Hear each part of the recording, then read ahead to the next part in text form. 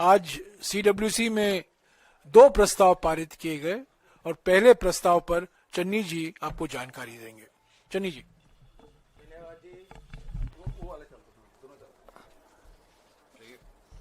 मैं सभी प्रेस के भाइयों का स्वागत करता हूं। आज खड़गे साहब के नेतृत्व में सीडब्ल्यूसी की मीटिंग हुई है, जिसमें ये पहलगाम पे दूसरी मीटिंग है। पहले भी सीडब्ल्यूसी की तरफ से, कांग्रेस की तरफ से सरकार को आश्वासन दिया गया है कि हम कांग्रेस पार्टी इस विपदा की घड़ी में सरकार के साथ है। सरकार जो भी डिसीजन लेगी, कांग्रेस पार्टी आतंकवाद को खत्म करने के लिए, देश की एकता और अखंडता के लिए सरकार के साथ चट्टान की तरह खड़ी है। और जो वहां निर्दोष 26 लोग मारे गए हैं, उनको श्रद्धांजलि भेंट की गई है पहले मीटिंग में भी। ये एक बहुत बड़ा संकट है और ये जो संकट आया है, इसमें जो सिक्योरिटी लैप्सेस हैं उनको देखने की जरूरत है। हमें चिंता है कि बार बार ऐसे वाकया क्यों हो रहे हैं। बहुत ही कीमती जानें 26 जानें गई हैं, उनके परिवारों को सरकार मुआवजा दे, उनकी रिहेबिलिटेशन की बात करे, उनके परिवार को आगे तक कैसे बढ़े उसका ध्यान देने के लिए सरकार आगे आए। ये भी आज डिमांड रखी गई है। आज सरकार की जो क्षमता है, जो कॉम्पिटेंसी है, उस पे क्वेश्चन खड़े हो गए हैं। देश में सिक्योरिटी को कैसे रखना है, उस पे क्वेश्चन खड़े हो गए सरकार की क्षमता पे। और सरकार की अकाउंटेबिलिटी, सरकार की काम करने की क्षमता पे आज शंके खड़े हुए हैं।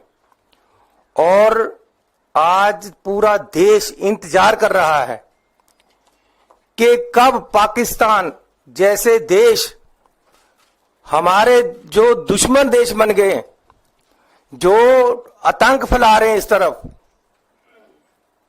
आज 10 दिन हो गए हैं, 26 जाने गई हैं, नाम पूछ कर मारा गया है, लेकिन आज तक सरकार की तरफ से कोई कार्रवाई नहीं है। सो हम मांग करते हैं कि सरकार आगे बढ़े। कांग्रेस पार्टी यूनाइटेडली, पूरा देश आज सरकार की तरफ देख रहा है, सरकार के साथ है। सरकार क्या कर रही है, आज तक कोई इसका सुराग नहीं मिला है। सरकार उन लोगों पे कार्रवाई करे जिन्होंने आतंक फैलाया है, जो दूसरे देश से आकर, जो दूसरे देश की चाल है, जो उनकी हमारे प्रति घृणा एक आतंकवाद के रूप में दिख रही है, उसको सरकार क्या जवाब दे रही है, हम उसका इंतजार कर रहे हैं। और वो हम सरकार के साथ हैं, सरकार उस पर कार्रवाई करे। कांग्रेस पार्टी कमिटेड है देश की एकता और अखंडता के लिए। कांग्रेस पार्टी ने कुर्बानियां दी हैं, देश की आजादी लेकर आई कांग्रेस पार्टी, देश को एकता, एक माला में परोकर रखा है। आज जो ये बार बार आतंक की घटनाएं हो रही हैं, आज लोग 56 इंच की छाती को उड़ीक रहे हैं कि वो कब कार्रवाई करेगी।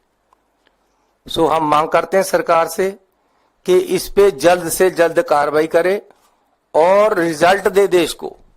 और जो आदमी, जो हमारे सैलानी वहां निर्दोष मारे गए हैं, उनके परिवारों को सहानुभूति दे, उनको, उनके परिवारों की रक्षा के लिए और उनके परिवारों की आगे बढ़ने के लिए, उनके लिए मुआवजा और उनकी रिहेबिलिटेशन के सरकार काम करे। धन्यवाद।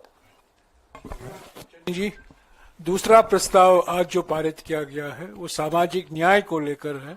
उसके बारे में आपको सचिन पायलट जी बताएंगे। धन्यवाद जयराम जी। साथियों, कार्य समिति की बैठक लगभग 2 घंटा चली और उसमें दूसरा प्रस्ताव जो सर्वसम्मति से पारित हुआ है वो सामाजिक न्याय को लेकर है। हाल ही में भारत सरकार ने एक घोषणा करी कि जो सेंसस होगा उसमें जाति जनगणना को वो इंक्लूड करेंगे। उस पर विस्तार से जो प्रस्ताव है वो आप लोगों को दिया जाएगा, लेकिन जो मूल मुद्दे थे उसका सारांश मैं आपके समक्ष रखना चाहता हूं। हम सबको ज्ञात है कि कई सालों से राहुल गांधी जी और कांग्रेस पार्टी इस मुद्दे को लेकर बहुत प्रखर रहे और तमाम विरोध के बावजूद पूरी भारतीय जनता पार्टी, पूरी भाजपा की केंद्र की सरकार, भाजपा का नेता सालों तक इस माहौल को निर्मित करने में व्यस्त थे कि राहुल गांधी जी और कांग्रेस पार्टी की जो मांग है अव्यवहारिक है। और एक बहुत बड़े नेता का बयान आया था, बटोगे तो कटोगे, और अर्बन नक्सल कहा गया कांग्रेस नेताओं को, राहुल गांधी जी को। वही दल, वही सरकार जो 11 साल से शासन में है, उन्होंने जातीय जनगणना को देश समाज के लिए एक जहर की संज्ञा भी दी थी। आज जनता के दबाव के अंदर और कांग्रेस पार्टी के, राहुल गांधी जी के लगातार संसद के अंदर, संसद के बाहर इस मांग को करने पर यह समझ गई केंद्र की सरकार कि जनभावना आज कांग्रेस के साथ है। इस देश की अधिकांश जनता भागीदारी चाहती है और राहुल गांधी जी और कांग्रेस पार्टी ने बार बार कहा ये सिर्फ एक जनगणना नहीं है, ये एक पारदर्शी तरीके से, वैज्ञानिक तरीके से देश की अधिकांश जनसंख्या किन हालात में अपना जीवन व्यतीत कर रही है, कितने पढ़े लिखे हैं, क्या कमा रहे हैं, क्या खा रहे हैं। क्योंकि भारत और राज्य सरकारों का जो बजट है, उस बजट का आवंटन, नीति निर्माण करना, सहयोग समर्थन देना अभी सिर्फ अंदाजे के साथ किया जाता था। कोई जवाबदेही, कोई ट्रांसपेरेंसी नहीं थी और सरकार मनमाने तरीके से जहां चाहा वहां बजट, पैसा और योजना लगा दी। अब हमने मांग करी है कि बिना समय खोए, क्योंकि सरकार जुमले देने की बहुत आदी है, महिला आरक्षण पर एक जुमला दिया हुआ है, न जाने कब वो लागू होगा, तो हमने मांग रखी है कांग्रेस वर्किंग कमेटी ने कि एक समयबद्ध सीमा बांधकर आप कार्य करें और जो जनगणना हो उसमें जो आप किस प्रकार के प्रश्न पूछेंगे उसमें साइंटिफिक तरीके से किया जाए, पारदर्शी तरीके से किया जाए, ताकि किसी को आशंका ना हो। और हम लोग चाहते हैं कि सर्वंगीय समाज, पूरे देश को अगर आगे बढ़ाना है तो कोई हिस्सा पीछे नहीं छूटना चाहिए। और खरगे साहब ने 2023 में एक चिट्ठी लिखी थी प्रधानमंत्री जी को, उसका कोई जवाब नहीं आया। और मैं बार बार इस बात को रेखांकित इसलिए कर रहा हूं क्योंकि संपूर्ण पार्टी बीजेपी ने इस मांग को ठुकराया और तरह तरह की बातें बोलकर इस बात को स्वीकार करने से इनकार किया था। आज जिस भी दबाव के तहत, मैं मानता हूं ये कांग्रेस पार्टी का और इंडिया अलायंस के नेताओं का और जनता का दबाव था कि प्रधानमंत्री जी को और भारत सरकार को अपने पैर पीछे खींचने पड़े। जैसे 3 कृषि फार्म लॉज वो लेकर आए थे, वो पीछे खींचने पड़े, लैटरल एंट्री को उनको पीछे हटना पड़ा। ये मैं समझता हूं समय की पुकार थी और पूरा देश इंतजार कर रहा है। हम चाहते हैं बिना समय खोए भारत सरकार ये घोषणा करे कि कितने समय में ये जनगणना पूरी होगी और क्या मापदंड तय किए जाएंगे, क्योंकि जवाब उतना ही महत्वपूर्ण से ज्यादा महत्वपूर्ण सवाल होते हैं। तो सिर्फ आंकड़े नहीं, हम पूरी अर्थव्यवस्था को, उनका पूरा जीवन शैली, शैक्षिक योग्यता, नौकरी, संसाधन, बजट, पैसा, किसको कितना समर्थन मिलता है, नहीं मिलता, और जिस संज्ञा को राहुल जी बार बार बोलते हैं, एक एक्सरे होना चाहिए। एक्सरे होने के बाद हम लोग सही तरीके से भागीदारी सुनिश्चित कर सकते हैं, समर्थन, आयोजन, बजट, पॉलिसी इंटरवेंशन टारगेट कर सकते हैं। और ये मैं समझता हूं देश के कल्याण के लिए, देश को आगे बढ़ाने के लिए जो एक सामाजिक न्याय की पहल कांग्रेस पार्टी ने हमेशा की है, दशकों से की है, आज हमारी बात को, हमारी मांग को सरकार ने माना है। हम चाहते हैं कि इसको तुरंत लागू किया जाए और बिना विलंब के इस पर हम लोगों ने विस्तार चर्चा करी है और एक सर्वसम्मति से एक प्रस्ताव पारित किया है जो बहुत जल्द आपके बीच में हम लोग सर्कुलेट करेंगे। भूपेश बघेल जी। आदरणीय जयराम रमेश जी, आदरणीय उल्का साहब, आदरणीय सचिन साहब, आदरणीय चन्नी साहब और सभी पत्रकार साथियों, अभी देश में लगातार घटनाक्रम बहुत तेजी से बदल रहा है। और उसमें जिस प्रकार से पहलगाम की जो घटना है वो पूरे देश को और दुनिया को झकझोर दिया है। और इस घटना के बाद पूरे देश एक साथ खड़ा हुआ, पूरा विपक्ष सरकार के साथ देने के लिए तैयार है कि जो भी सरकार कदम उठाए हम साथ में हैं। लेकिन सवाल इस बात का है कि जो लाल आंख दिखाने वाले प्रधानमंत्री हैं, जो 56 इंच सीना वाले प्रधानमंत्री जी हैं, क्या कदम उठा रहे हैं? आज 10 दिन बीत गया, सभी लोग इंतजार कर रहे हैं। दूसरी महत्वपूर्ण बात यह है कि वहां सुरक्षा क्यों नहीं था, ये महत्वपूर्ण है। मुझे 12 साल पुरानी घटना छत्तीसगढ़ का याद आता है, जब वहां हमारे नेताओं को नाम पूछ पूछ कर मारा नक्सलियों ने, जबकि उसकी कार्यशैली नहीं है।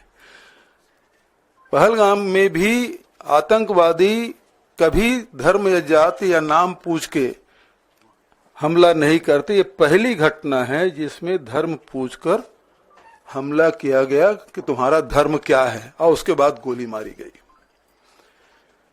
तो चाहे वो झीरम घाटी की बात हो, चाहे पहलगाम की घटना हो, दोनों में आतंक फैलाना उद्देश्य ही नहीं था, बल्कि एक बहुत गहरे प्रभाव पड़े सामाजिक स्तर पर, ये उनका षड्यंत्र रहा है।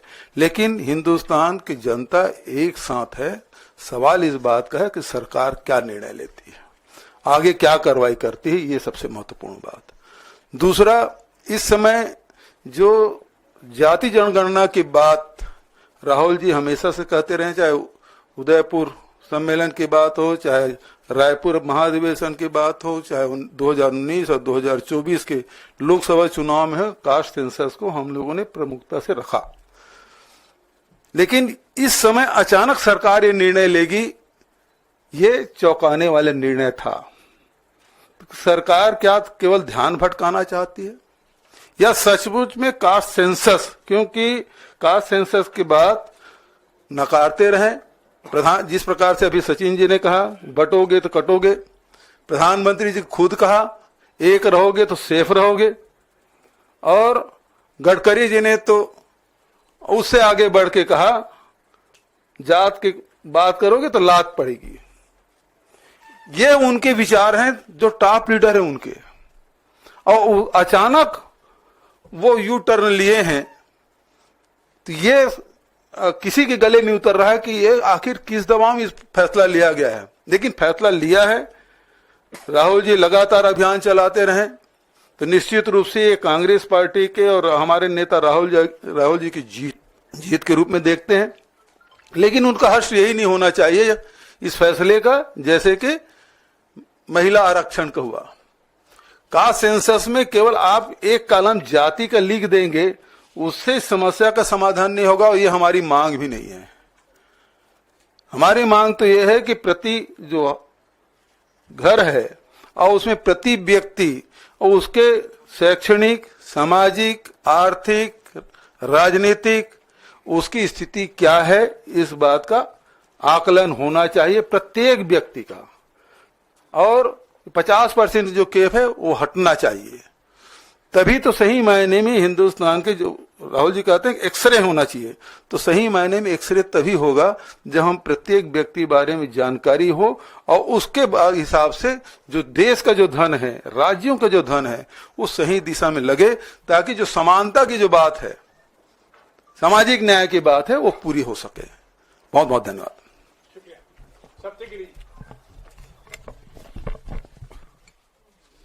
आखिर में सप्तगिरी बोलेंगे। जयराम रमेश जी, भूपेश बघेल जी, सचिन पायलट जी, चन्नी जी और प्रेस के हमारे भाई बहनों, सबको यहाँ पे बहुत बहुत स्वागत है। बात को आगे बढ़ाते हुए इतना ही कहना चाहता हूँ, राहुल जी के साथ मैं लोकसभा में हमेशा देखते आ रहा हूँ कि उनकी लड़ाई कैसे चलती रही है। जब भी वो जाति जनगणना की बात करते थे तो कभी माइक ऑफ होती थी, यहाँ तक कि एक विपक्ष के सांसद ने उन्हें पूछा कि तुम्हारी जात क्या है जो तुम जाति जनगणना करना चाहते हो। इस टाइप की कई सारी बातें। एंड जब भी राहुल जी बोलते थे जितनी आबादी उतनी हक, जाति जनगणना, बीजेपी के पूरा इकोसिस्टम हमेशा लगातार विरोध करते आया हुआ है। अब ये हमारे समझ के पार है कि कैसे अचानक मोदी जी ने जाति जनगणना करने का तय किया है। ये अच्छी बात है, बट हम नहीं चाहते हैं ये और एक जुमला हो, क्योंकि हम लोग देख चुके हैं कि 2 करोड़ नौकरी की बात किए थे वो लोग, 15 लाख की बात किए थे, महिला आरक्षण की बात किए थे, लेकिन वो अभी तक कुछ लागू नहीं हुआ है। तो हम चाहते हैं कि ये सरकार हमें एक टाइमलाइन दे एंड ये भी तय करे कि जाति जनगणना कैसे करना चाहते हैं। हाल ही में तेलंगाना में हमारे युवा मुख्यमंत्री रेवंत रेड्डी जी ने जाति जनगणना का एक बहुत अच्छा माध्यम से, डिस्कशन से, डिलिब्रेशन से उसे क्वेश्चनर प्रिपेयर के लिए आलोचना कर रहे थे। कम से कम 6 महीने लगाए, जहां सिविल सोसाइटी से बातचीत होती थी, दूसरे बॉडी से बातचीत होती थी, सभी जितने स्टेक होल्डर से बात करके उनका एक क्वेश्चनर है जो कि ये हम आपको सर्कुलेट कर देंगे, जिससे कि यहाँ पे हर एक व्यक्ति का उसका कौन सा 60 क्वेश्चन, अराउंड 56 सवाल है एंड 56 छाती के जैसे नहीं, 56 क्वेश्चंस है जो तेलंगाना सरकार ने सबसे बातचीत करके, आलोचना करके, डिस्कशन करके निकाला है, ताकि जो कांग्रेस का हमारा जो लक्ष्य है कि हम एक्सरे करना चाहते हैं, एक कदम आगे ये एमआरआई है, जिससे कि हमें पता चलता है कि ये व्यक्ति किस क्लास से बिलोंग करता है, कैस्ट से बिलोंग करता है, इकोनॉमिक स्टेटस क्या है, नौकरी क्या करता है। अब इस डेटा के बेसिस पे हम लोग अगर ये जानना चाहते हैं कि 90% गिग वर्कर्स ये किस कैस्ट को बिलोंग करते हैं, ओबीसी है, एसटी, एससी है, सीईओ कौन से वर्ग को बिलोंग करते हैं, ये सब डेटा है। तो ये एक सामाजिक न्याय देने के लिए हम लोग का कैस्ट सेंसस जो जाति जनगणना है, एंड सोशल इंजीनियरिंग के लिए जो अभी मोदी जी लेके आ रहे हैं, हमें तो पता नहीं है, बट ऐसा नहीं होना चाहिए खाली एक कैस्ट का कॉलम लगा दे एंड देखिए कि कौन से कैस्ट वाले ज्यादा नंबर से उनको कुछ रेवड़ी दे दे ज्यादा, इस टाइप का नहीं चाहते। हम चाहते हैं कि प्रॉपर सोशल जस्टिस हो। ये तभी संभव होगा जब एक सब कमेटी करोगे, अपने कैबिनेट मिनिस्टर्स का, ऑपोजिशन पार्टीज को अपने साथ लो, सिविल सोसाइटी को लो, एनजीओस को लो, एंड ये क्वेश्चनर प्रिपेयर होने के लिए हम चाहते हैं कि अब तेलंगाना मॉडल जो है उसको भी आप एक बार देखिए कि तेलंगाना में क्या मॉडल है, ये कैसे किए, एंड ये काफी अच्छा मॉडल है, जिससे कि हम लोग का आदिवासी, दलित, पिछड़े, सारे ओबीसी जितने हैं सब इसे कवर होते हैं। ये खाली कैस्ट सेंसस नहीं है, this is socio economic, education, employment, political and caste survey, जो कि एक पूरा ओवरऑल एमआरआई है, जिससे कि हमें ये पता चले कि देश के कितने भाग के लोग नीचे स्तर में उसको ऊपर कैसे लेके जाए। एंड ये एक हम चाहते हैं कि अचानक से मोदी जी लेके आए, ये बिहार इलेक्शन के लिए जुमला ना हो, बोलते बहुत कुछ है, करते बहुत कम है। तो हम चाहते हैं कि आप अगर सही में आपका इच्छा शक्ति है, आप अगर लागू करना चाहते हो, तो आप आलोचना करो, डिस्कशन करो, सबको साथ लेके चलो, ऑपोजिशन मेंबर्स को भी, सिविल सोसाइटी को भी, सबको मिलके 6 महीना लगा इस डेटा प्रिपेयर होने के लिए, 4 महीना लगा तेलंगाना में। 4-6 महीने में आराम से आप अगर बैठोगे एंड प्रॉपर बजटिंग भी होगा, बजट का प्रोविजन भी नहीं दिए, अनाउंस कर दिए माननीय मंत्री अश्विनी वैष्णव जी की कास्ट सेंसस हम लागू कर रहे हैं, अगले दिन देख रहे हैं और एक मंत्री आ रहे हैं जो पंडित नेहरू के बारे में बोल रहे हैं। आप अगर जाति जनगणना करना चाहते हो, आपकी इच्छा है तो करो। मुझे लगता है ये हम कांग्रेस पार्टी का दबाव, राहुल जी का दबाव, खड़गे जी के दबाव के लिए किए हैं जो जाति जनगणना, बट हम लगातार उनके ऊपर प्रेशर डालते रहेंगे। इसको सही मात्रा में आप कैसे इंप्लीमेंट करोगे, कैसे आप एनोमरेशन करोगे, कैसे क्वेश्चन बनाओगे, उसके लिए हम आपकी मदद करना चाहते हैं। ये हम चाहते हैं कि ये खाली पेन एंड पेपर में ना हो और एक जुमला ना हो जो बिहार इलेक्शन के बाद आप भूल जाओ। हम चाहते हैं कि आप जो बोले हो उसको ठीक भाव से आप इंप्लीमेंट करो। पहलगांव के बारे में 2 शब्द में बोलना चाहता हूं। पहलगांव जो ये घटना घटी, दुखद घटना घटी, उसके 3 दिन पहले रूरल डेवलपमेंट पंचायत राज स्टैंडिंग कमेटी का मीटिंग्स थे वहां पे, जहां पे हम ग्रामीण सड़क का ये इंस्पेक्शन करने गए थे। एंड उस वक्त जो माहौल था, जो हमने बात किया, तो वहां पे सब यही बोल रहे थे कि ये सब ठीक हो गया, अभी कुछ प्रॉब्लम नहीं है। हमें याद है जो पहले हम लोग एमपी जाते थे, श्रीनगर में भी बुलेट प्रूफ गाड़ी दिया जाता था, बट इस बार हम लोग की कमिटी नॉर्मल गाड़ी में गए, एस्कॉर्ट्स थे, सिक्योरिटी था, लेकिन नॉर्मल गाड़ी में बोले, हम पूछे तो ये बोले कि सब ठीक हो गया। उसी के 3 दिन के बाद इतना बड़ा घटना घटी है, सवाल नहीं पूछेंगे कि चूक कैसे हुई, कोई जिम्मेदारी नहीं लेगा, कुछ तो बोलो कि कैसे हुआ। एंड जो लाल आंख दिखाने की बात कर रहे हैं, छाती की बात कर रहे हैं, अब कब एक्शन लोगे? कांग्रेस पार्टी, हमारी पूरी पार्टी ने रेजोल्यूशन लिया था, सरकार जो एक्शन लेंगे हम उनके समर्थन में। कब लोगे, क्या लोगे, कुछ तो बताइए। आप डेली टीवी में चलाते हैं कि आज पाकिस्तान को नींद नहीं आया, ये बहुत चीज बोलते हैं, लेकिन कुछ काम नहीं हो रहा है। हम चाहते हैं कि आप बताओ क्लियर कट क्या एक्शन ले रहे हो, कब ले रहे हो, जनता को कब, जो इनोसेंट टूरिस्ट मारे गए हैं, जो शहीद हुए, उनको कब न्याय मिलेगा, ये सवाल हम पूछ के यही पर मैं बात खत्म करता हूं। शुक्रिया सप्तगिरी जी, मैं आपका शुक्रगुजार हूं कि आपने हमें याद दिलाया है कि आज मुद्दा ये है कि एक तरफ असली 56 सवाल सामाजिक न्याय को लेकर और दूसरे तरफ एक फेक 56 इंच की छाती। तो आपने याद, अच्छी तरीके से हमें याद दिलाया है कि फेक 56 इंच की छाती बनाम असली 56 सवाल सामाजिक न्याय के लिए। ये क्वेश्चनर आपको मिल जाएगा, तेलंगाना का जो 56 सवाल पूछे गए थे और 6-8 महीने के अंदर ये पूरा सर्वे किया गया था। तो अगर आपके कुछ सवाल हैं, बघेल जी, पायलट जी, सप्तगिरी और चन्नी जी जवाब देंगे, पूछिए इनसे। हेलो,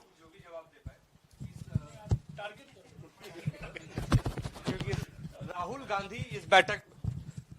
गांधी इस बैठक में थे। राहुल गांधी संसद से लेकर सड़क तक जाति जनगणना को लेकर आवाज उठाते रहे हैं और ये कहते रहे कि उन मच्छी की आंख है कास्ट सेंसस कराना।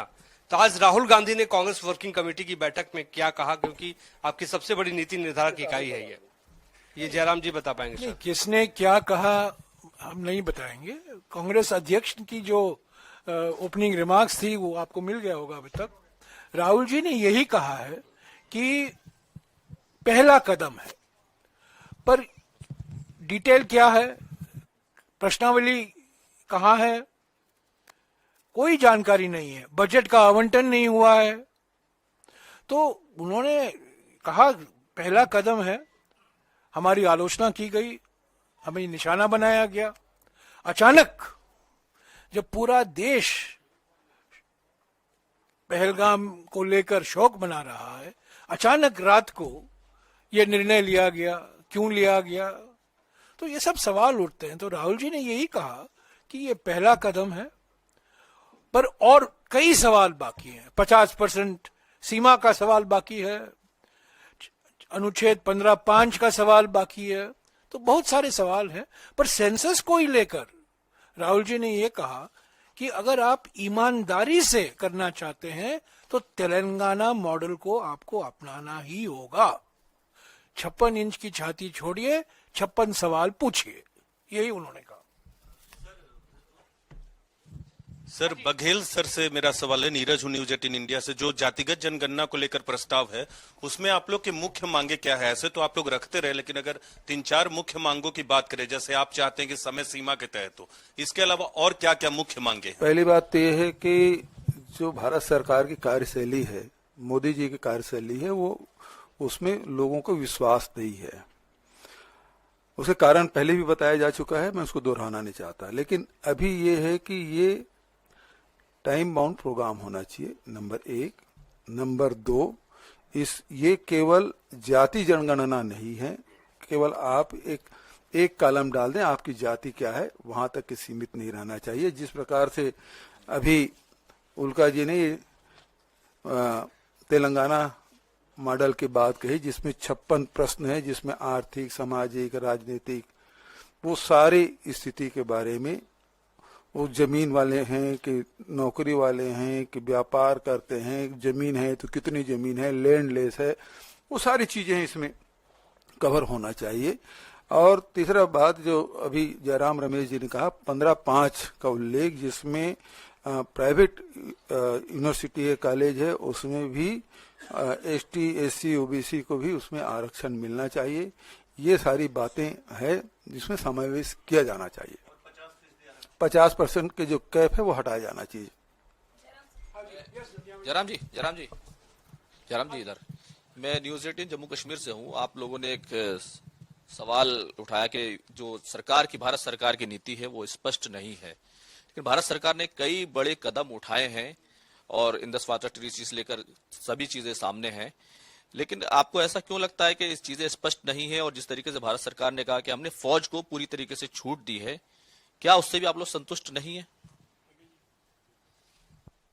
देखिए, सवाल इस बात का है कि ये बात उरी के समय भी कहा गया और ये समय पुलवामा के समय भी कहा गया, वही बात अभी कही जा रही है। तो भारत सरकार ने सेना को छूट दिया हुआ है, उन्होंने कहा कि आपको छूट दी जाती है, लेकिन डायरेक्शन किससे लेंगे? सेना अपने आप तो लेती नहीं। ये कहने के लिए अलग बात है कि सेना को छूट दी गई है, लेकिन डायरेक्शन निर्देश तो भारत सरकार से लेंगे, चाहे रक्षा मंत्री निर्देश दे चाहे प्रधानमंत्री दे। तब तो ये अपने दायित्व से क्यों बचना चाह रहे हैं? महत्वपूर्ण बात है, उनको न्याय कब मिलेगा, देश को न्याय कब मिलेगा? देश में जो अटैक हुआ, ये आक्रमण भारत के ऊपर है, और वो जो 26 लोग मारे गए हैं, शहीद हुए हैं, उनको न्याय कब मिलेगा? इसकी जिम्मेदारी कौन लेगा? इसकी जांच कब कराएंगे? क्या गृह मंत्री जी इसकी जिम्मेदारी लेते हैं कि रक्षा मंत्री इसकी जिम्मेदारी लेते हैं? सूचना तंत्र क्यों फेल हुआ? सुरक्षा में चूक क्यों हुई? जब वहां एक सांसद अपने शादी की सालगिरह मनाते हैं तो पूरी सुरक्षा व्यवस्था, और हजारों जब वहां सैलानी जाते हैं तो उनके एक कांस्टेबल तक नहीं। तो देश के सामने तो सवाल यही है, जो पीड़ित पक्ष है वो यही सवाल पूछ रहे हैं, हमारी सुरक्षा क्यों नहीं दी गई, हमको सुरक्षा क्यों नहीं दी गई? इसकी जिम्मेदारी कौन लेगा? क्या गृह मंत्री जी किसी पर नहीं देना चाहिए इसमें? सर आई हैड सर मेरा ऑलमोस्ट सिमिलर क्वेश्चन था, बस एक चीज उसमें ऐड करनी है, like NIA has already done the investigation and ISI and Pakistan का नाम उसमें क्लियरली मेंशन है। जो भी स्टेप्स उठाए हैं गवर्नमेंट ने, if you are not satisfied which is clearly being mention in the resolution, what are you expecting from the government? Because whether it is about water treaty और the terror crackdown which is happening in Jammu Kashmir, अगर आपको वो satisfactory नहीं लग रहा है तो what action you are suggesting to the government sir? ऐसा है कि जो स्टेप उठाए हैं उसमें इधर के नागरिक जो गए हुए थे उनको बुला लिया, तो इधर आए थे उनको भेज दिया। इससे उसका क्या संबंध हुआ जी? क्या फर्क पड़ा? जो इनके मरे हैं उनको क्या फायदा हो गया? बाघा बॉर्डर बंद किया है, वो तो 10 साल से बंद है, एक भी गाड़ी 10 साल से इधर नहीं आई है। वहां बंद करके अडानी को दे दिया गया है, पाकिस्तान का टोटल बिजनेस दूसरे देश के जरिए अडानी जी को जा रहा है, उसका कोई फायदा नहीं है। वाटर ट्रीटी रद्द की है, वो तो पॉसिबल ही नहीं है। 10 साल लगेंगे बहुत पैसा लगाकर, फिर भी 20% पानी बचा सकेंगे शायद, क्योंकि जो धरती का झुकाव है उस तरफ है, पानी वापस ही नहीं आ सकता, उठाना पड़ेगा पानी को। तो ये जो सब कुछ किया गया है इसका तो कोई मायने ही नहीं है। इससे देश की जनता कैसे संतुष्ट हो?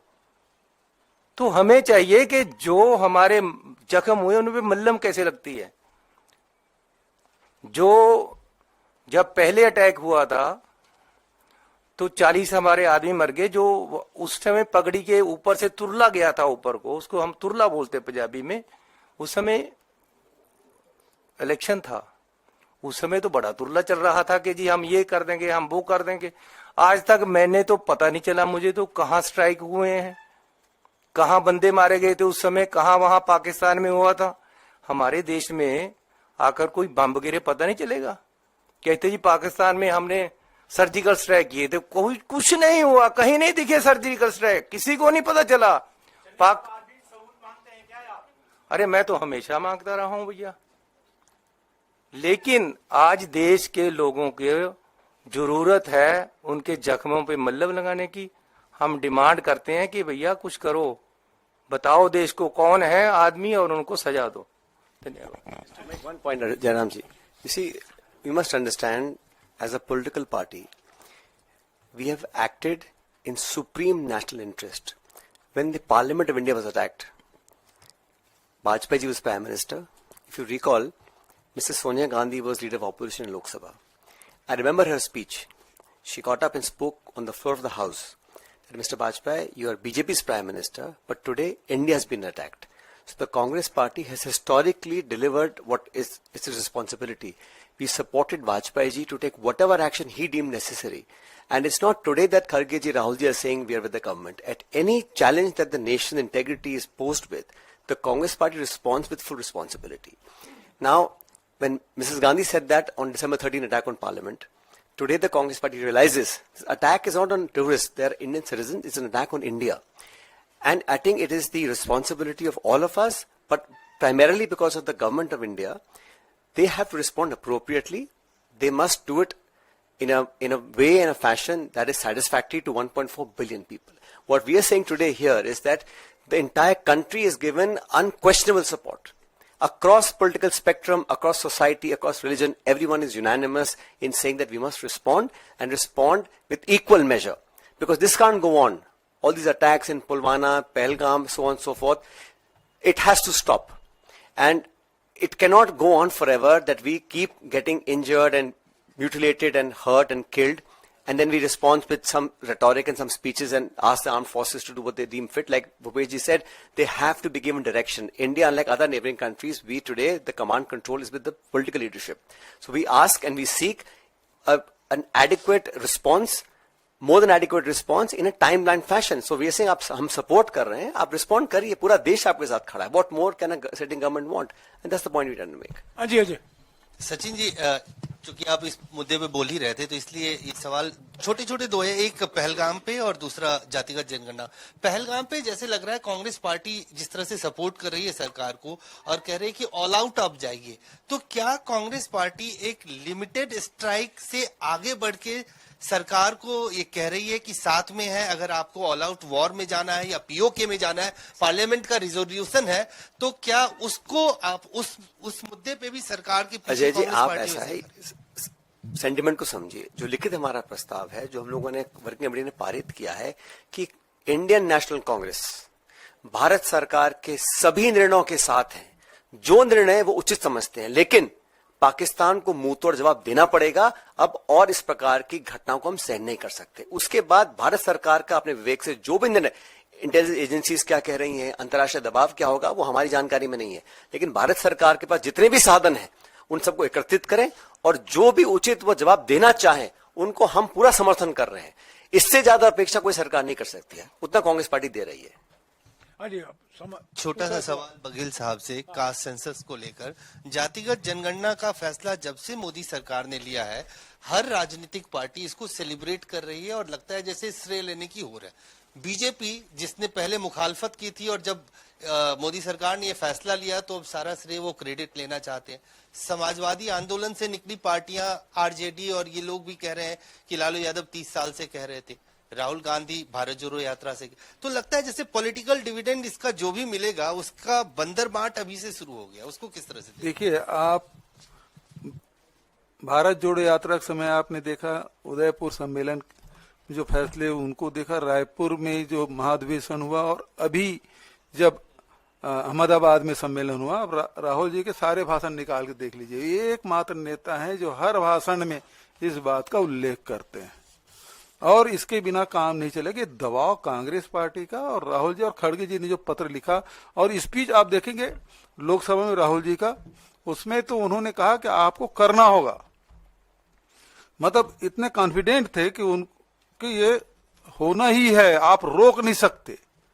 ये बात राहुल जी ने कही। अब सवाल इस बात का है कि गिरगिट भी शर्मा जाए जो भारतीय जनता पार्टी के नेताओं ने जो रंग बदला है, इतना तो गिरगिट भी नहीं बदलता जितना भारतीय जनता पार्टी के नेताओं ने बदला है, प्रधानमंत्री से लेकर नीचे तक के। अब उसके बारे में क्या कहा जा सकता है? भूपेश जी की बात में ऐड करना चाहता हूं, ये बात रंग बदलने की कर रहे हैं, ये पहला उदाहरण नहीं है।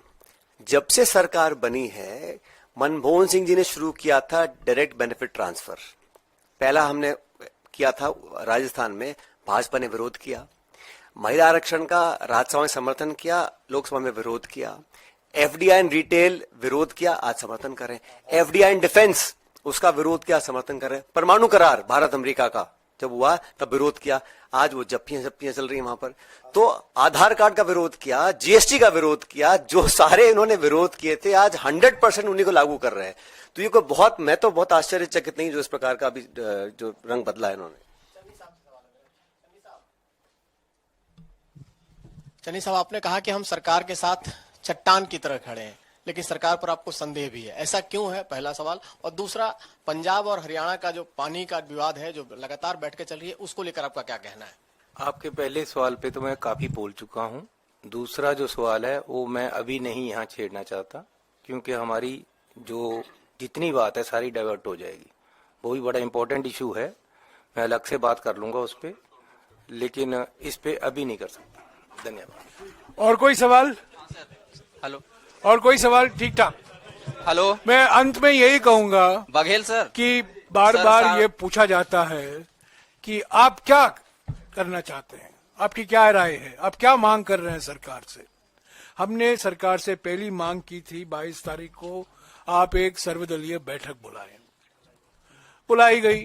प्रधानमंत्री मौजूद नहीं थे, बिहार में गए थे अंग्रेजी में भाषण देने के लिए। बिहार में, केरल में जाते हैं हिंदी में बोलते हैं, बिहार में जाते हैं अंग्रेजी में बोलते हैं। तब दूसरी मांग हमने की कि आप फौरन पार्लियामेंट सत्र बुलाइए, लोकसभा राज्यसभा में चर्चा कराइए। 22 फरवरी 1994 का एक सर्वसम्मति से पारित किया गया प्रस्ताव है, उसको दोहराइए, एक सामूहिक संकल्प दर्शाइए। उसकी भी कोई जवाब नहीं आई। जिम्मेदारी सरकार की बनती है। हम बार बार कह रहे हैं, आप जो कुछ करेंगे हम समर्थन देंगे।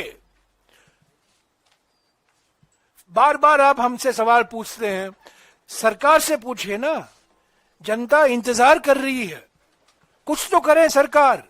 बयानबाजी छोड़िए, अंग्रेजी में भाषण देना बंद करिए, कुछ तो कार्रवाई कीजिए। और आपको ये विश्वास होना चाहिए, जैसा कि चन्नी जी ने कहा, हम चट्टान के साथ, चट्टान की तरह हम उनके साथ खड़े हुए हैं। कभी भी ऐसा नहीं हुआ है, कोई हम सवाल नहीं उठा रहे। हमने कहा ठीक है, ये आतंकवाद हमले हुए हैं, उसकी जांच होनी चाहिए, हो रही होगी, पर पाकिस्तान को क्या आप जवाब दे रहे हैं, पाकिस्तान के खिलाफ आप क्या कार्रवाई कर रहे हैं, वो बताइए। उस पर तो कुछ बात नहीं हो पाई है। निशाना बना रहे हैं कांग्रेस पार्टी को, कांग्रेस नेताओं को, पर आपकी लड़ाई आतंकवादियों के खिलाफ है, आपकी लड़ाई पाकिस्तान के खिलाफ है, उसको आप भूल रहे हैं। और प्रधानमंत्री, गृह मंत्री, सभी अलग अलग राज्यों में जाकर कांग्रेस पार्टी को निशाना बना रहे हैं। कांग्रेस पार्टी सरकार के साथ 100% खड़ी हुई है इस संवेदनशील मौके पर, कोई सवाल नहीं उठना चाहिए। पर हम चाहते हैं कि सरकार कुछ कदम ले, सकारात्मक कदम ले, ठोस कदम ले, पाकिस्तान को सही जवाब दे।